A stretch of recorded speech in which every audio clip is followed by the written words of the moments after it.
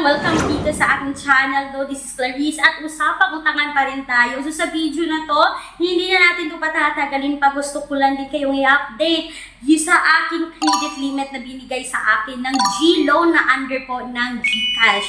So sa lahat ng mga GCash dyan at hindi pa kayo na-offera ng G-Loan, ay bilisan nyo na, gamitin nyo na yung pagbayad ng pay bills, pagbayad ng load at lahat ng features na sa loob ng GCash ay gamitin niya para tumaas ang yung credit score para ma-opera na kayo ng G-Loan. At hindi lang G-Loan yung pwede nilang i-offer sa inyo, kundi pwede rin G-Credit.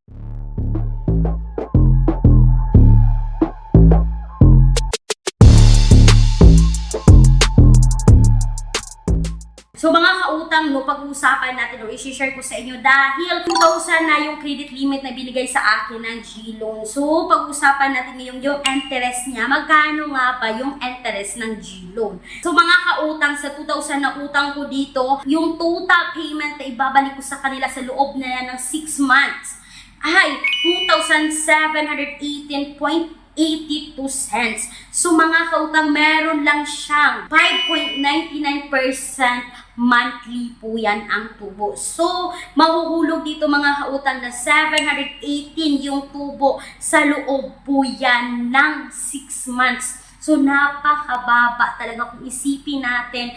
Sobrang baba ng interest dito kay G-Loan. At 6 months mo pa siya babayaran. So, meron po akong monthly payment dito mga kautang noon na 453.13 po yan every month. At sa loob po yan ng 6 months. So, sa lahat siya ng mga may GCash or kayo po ay GCash user, tingnan nyo na baka kayo po ay na-offera na ng G-Loan. Kasi, laking tulong to sa atin, lalo na sa mga mamshis dyan, sa mga ate dyan na nagtatrabaho na minsan, naubusan tayo ng extra. So, malay ba natin, ima-offeran din kayo ng G-Loan. Kasi nga, installment siya, no? So, ito yung hanap talaga ng mangungutang. Ito yung hanap ng mga borrower na installment. Kasi compare natin sa mga utangan online na hindi lahat ay nag-offer na ganitong installment. Mostly, yung installment nila is up to 2 months lang. Katulad ng Mabilis Cash na pwede siya installment up to 2 months. Or may mga other utangan online pa na pwede siya 30 days installment. Hindi lahat. So, mas maganda na rin si G-Loan compare sa mga utangan online, no? But may mga utangan online pa naman